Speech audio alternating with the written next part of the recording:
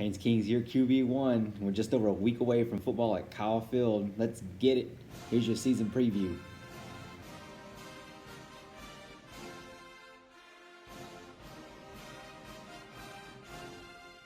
All right, hey, if you like the content, like, share, subscribe, comment, whatever. Any of it helps.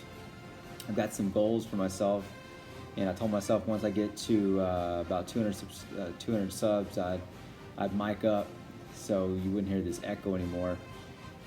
So at this rate, I'm hoping to bring that to you in the next few videos or so. So appreciate your support. All right, we're going to start off with an in-depth look at Kent State since they're our first game up, and I'll give you a prediction on what I think is going to take place. Here we go. Out of the gate, A&M gets Kent State, coached by Sean Lewis, who will be starting his 4th season after receiving a contract extension through 2025. The Golden Flashes won 2 games in Lewis's first year, 6 the following year, and 3 out of 4 games during the COVID season of 2020. Since realignment, Kent State has matched up against SEC teams 5 times, all won by the SEC by 20-plus points. You'll see a stark difference in the level of talent that each team is going to field, but the Golden Flashes are experienced with a lot of seniors on the squad. Coupled with a confident coach, which it seems they have, as the program is bought into Lewis, they have potential. But potential to beat the Aggies? No. Potential to give us issues? I doubt it. Will they score more than 10 points? My money is still on no. Our defense is likely to be the best most teams face all year, much less a MAC conference team. Our strength on the D-line is going to eat up their offensive line, who have a drastic fall-off in talent, with a large portion of that line being made up of 2-star guys. When I watch this game, I'm looking for 2 things. First off, I want to see how crisp our O-line and QB look. Haynes King getting the job. I want to see just how well he works with them. It's important to hit the ground running if we are going to fulfill the prophecy of an upset on October 9th that many a pundit are calling for.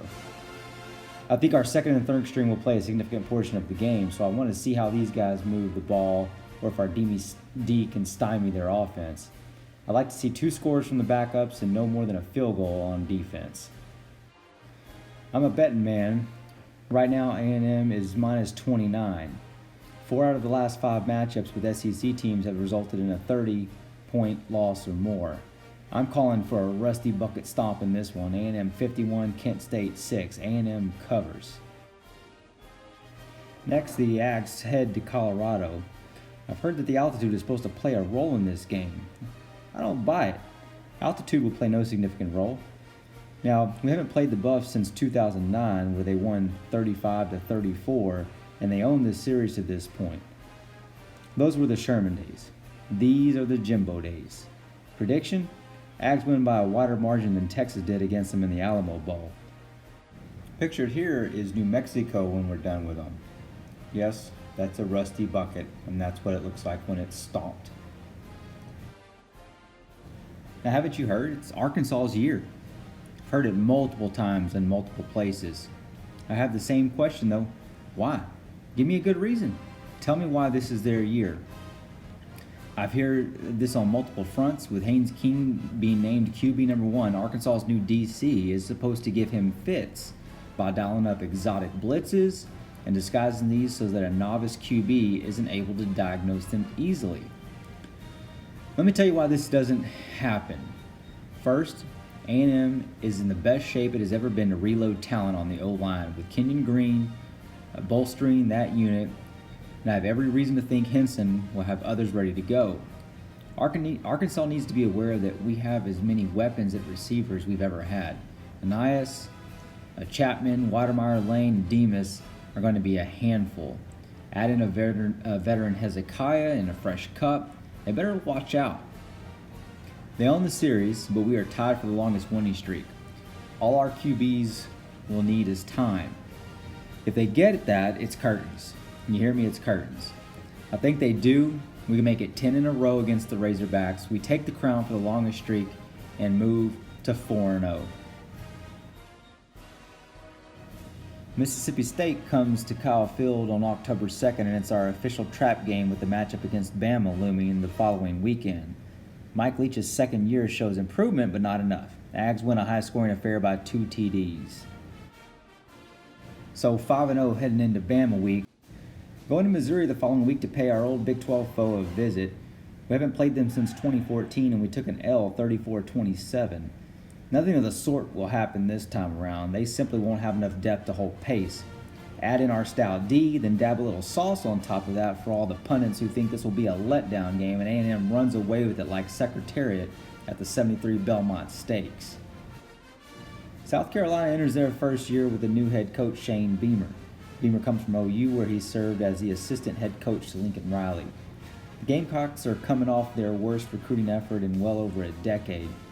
But they're a scrappy bunch, in my opinion, a lot like Arkansas. They fight, but I don't see much momentum for them right now. New coach, new system, we win going away. This last year, we crossed a bit of a milestone. This is the first time since joining the SEC that our 3-year recruiting average per 247 has been better than Auburn's. They too are breaking in a new head coach with the addition of Brian Harsin, who comes to them from Boise State, where he amassed a record of 69-19 in 7 seasons. They boast a blue chip ratio of 56%, whereas A&M is north of 62%. Both teams being evenly matched, but with A&M possessing the most stability within their program, from coaching through the defense. The Aggies win a tough contest at Kyle Field, pushing us to 9-0. Expect to see a heavy dose of Spiller in a time of possession dominated game. Ole Miss, in my view, is hands down the upset team of 2021. They come into the season getting very little respect, although some see them as high as 15 in preseason polls, but very few share this view. In the return of crafty Lane Kiffin, who torched Bama last year, doing just like they did in the first play here, throwing deep and throwing often. Watch this. They may have lost that game, but it was the best moral victory I've ever seen, and teams should pay heed. This is a capable team up and down the roster. Talent-wise, they have about half the number of 4-star recruits A&M does. I'm watching this closely, but I expect A&M pulls it out with Haynes King and Demas coming into their own finally. So where do we stand? Right now, I got us 11-0 leading into the LSU game. We're going into Death Valley. How are we going to come out? LSU figures to be much improved after the debacle that was last season. A fall that great could only be preceded by an immaculate season the year before winning the national championship. LSU's 3-year recruiting average is 4th. We are 6th in the country. This will be the second time we don't have the most talent on the field this year. Combine that with playing in Death Valley and have us taking our first loss of the year. But don't worry, even though we get our first loss, I still got us going to the SEC championship. I'll see you in Atlanta.